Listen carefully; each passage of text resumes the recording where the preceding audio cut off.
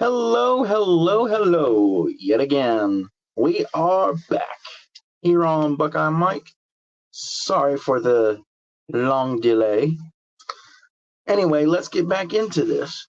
Hop right in and talk about our beloved, loved, and nothing but loved Ohio State Buckeyes.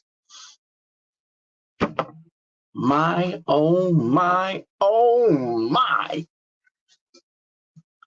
We won, we won, we won the game last night. No, I'm not talking about Michigan because that one is still to come. But by golly, we won. What a great all around overall victory for our guys. The good guys come out on top. What do you know?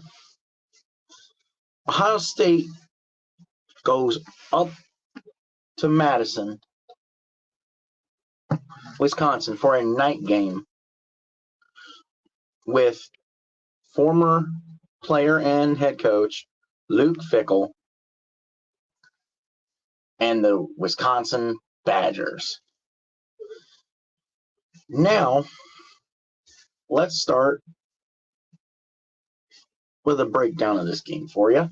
Ohio State came out really slow. It was 3-0 after the first quarter. It took Ohio State a while to get rolling and get moving.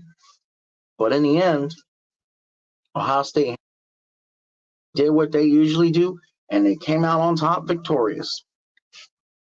Kyle McCord was 17 of 26 for 226 yards with 2 touchdowns and 2 interceptions. Now, McCord threw his first interception since week 1. Ladies and gentlemen, this is week 8. So that right there tells you that McCord has either been playing good enough to be able to make the right decisions, or he's just been developing like everybody else. Marvin Harrison Jr. was the leading receiver with 11 targets, 6 receptions, 123 yards, and 2 touchdowns. Now, his first touchdown was very, very similar to last week against Penn State. The cut across the flats and come around the corner touchdown. His second touchdown, oh my gosh. McCord had to put it on the spot.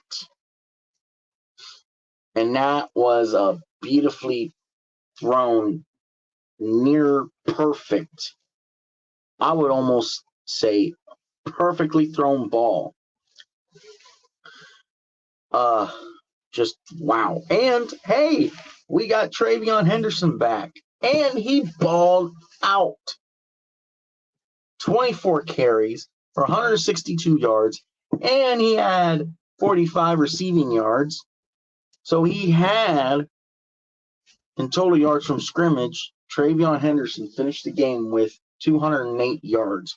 And he had 1 touchdown. That 1 touchdown was an amazing, miraculous, 33-yard touchdown run that just looked absolutely astonishing. I loved it. The line actually held up long enough for him to get to the second level. And once he got to the second level, he just broke loose. It was amazing to see. And let's go from one amazing thing to the next. I'm talking about the defense. This defense is playing better than I can ever remember a defense being. Now, our defenses were really good under Tressel and great under Urban Meyer. In fact, I would say this defense, this team resembles 2002 Ohio State. It's very similar Now, McCord is on a better level than Craig Krenzel. Craig Krenzel, if we all remember, finished 2002 with 15 touchdowns to 10 interceptions. McCord only has 3. But this team can win no matter what. We have struggled in the run game, but we struggled in the run game when Trey wasn't playing. Now, I don't know if that's going to make a difference. I mean, obviously, Travion being back last night did make a difference, and it helped Ohio State be able to control the ball more and methodically move the ball on Wisconsin. And is the fact that Braden Locke being the starting quarterback a factor? I think it's a factor. I think it's a small factor because I think that just overall Ohio State is just built bigger, stronger, and better than Wisconsin is. And I think overall we saw what we would have seen, whether it was Braden Locke or it was Tanner Mordecai playing, because it's only going to make so much of a difference. How much of a difference? I don't know. I don't think it would have made much more of a difference, but who knows? And yes, there are going to be people out there saying, well, you didn't face Mordecai, so it was pretty much a guaranteed win anyway.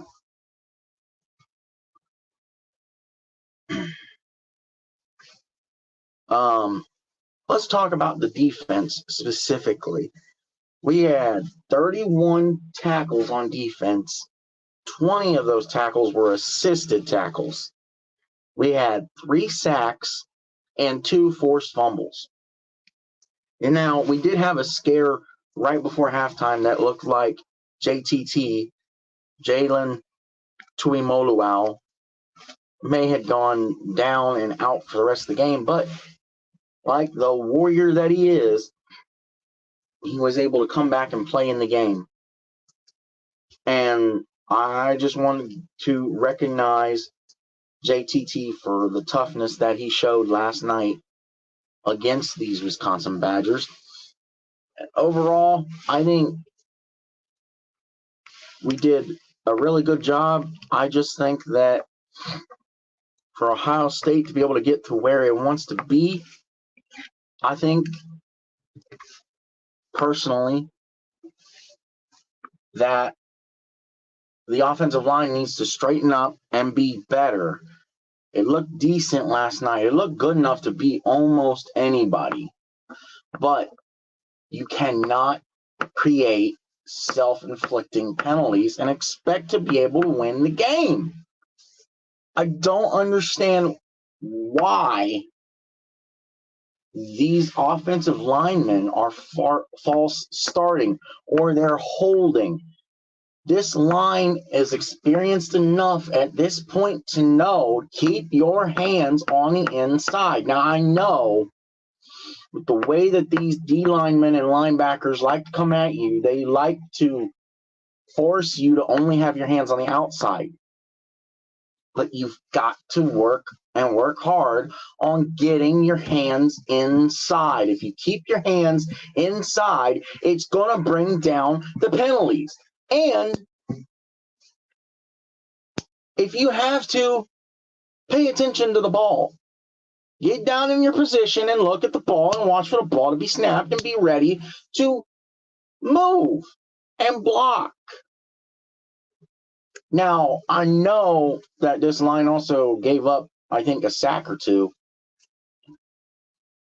And so you've got to be able to gain control over your lineman or your linebacker and do what needs to be done to give McCord a clean pocket, because we have seen what Kyle McCord can do with a clean pocket, and I like what McCord can do with a clean pocket. I will tell you that I do like the performance from the quarterback that we got last night. It was a good performance, and I don't expect any like Heisman moments or anything like that out of McCord. Why? Because McCord is not the one trying to get the Heisman. It's Marvin Harrison Jr.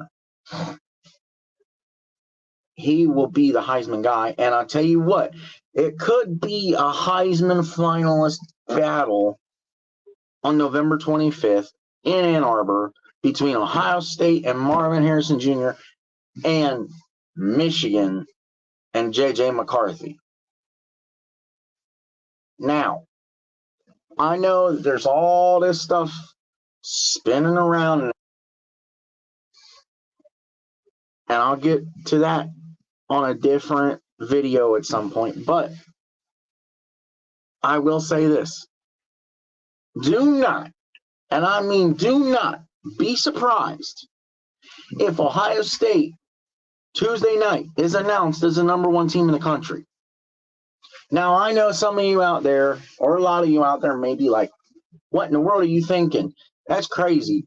What are you smoking? Well, I'll tell you what, I ain't smoking nothing, and I'm not crazy, and I'm not a biased Ohio State fan. If you look at the resumes, which is the first thing that the committee's going to be looking at, that's the first thing that they go by. Ohio State has 2 top 10 wins and 2 top 10 at the time wins. 1 still top 10.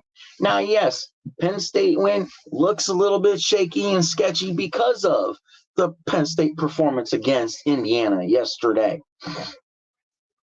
But it still counts. It still, to me, looks good, and it looks better than anything that Michigan or Georgia has put out there. I get that Michigan's been blowing everybody out left and right, but sometimes there's more to it than that. And you're really going to tell me that you're going to hinge the fact that you should be number one on the fact of UNLV and their record. And you're going to tell me that you're going to hinge the fact on UGA should be number one or Georgia should be number one based on the fact that they won the last 2 national titles. That ain't got jack to do with this season. What have they done? Who have they played? Who have they beat? That's what it comes down to. And that, in the end, is what it's all about. Anyway, don't be surprised if Ohio State comes out number one.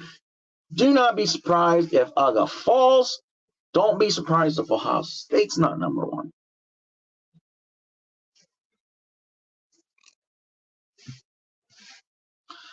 At the end of the day, these are all things that could happen. Things that probably will happen, depending on the way the committee views everything and how they make everything stack up. I just want things to make sense Tuesday night. I don't know if you guys do or not, but I do. Things need to make sense. Things should make sense. Things, when all of this is done at the end of the season, will make sense. Congrats. Sorry for the tangent, everybody. Congrats to Ohio State on another meaningful, hard-fought victory. We are on to next week, which we will get into later this week. Apologies to everyone. I'm trying hard to work on a schedule to get everything out during the week that I can. I am one person currently, so there's only so much I can do. But if you like the content, if you like the shows that we've got, if you have a recommendation of a show on a team that you want to see, let me know. Leave it in the comments section. And you know what? You know where to find me. You can find me on Twitter at TylerLeedy4. You can DM me on Twitter. I'll leave Twitter link in the description. DM me on Twitter if you have any suggestions as far as shows, as far as what you would like to see on the channel. Let me hear from you, and I want to know what you want, because it's all about giving you, the viewer, the content that you want to watch. So let me know, and I look forward to hearing from you. I look forward to seeing your comments. Don't forget to comment, like, subscribe, and most importantly, shout out to our good buddy, the Ref, on USFL Podcast. But hit that notification bell so you never miss another video, and you hit that sucker. Why? Because it builds morale. That is the wonderful beauty that you get from all of this. So let's help each other grow. Go follow Shady Sports. Subscribe over to Shady Sports Network. Love those guys. They're awesome over there. You guys are awesome. Glad and love to be a part of this family.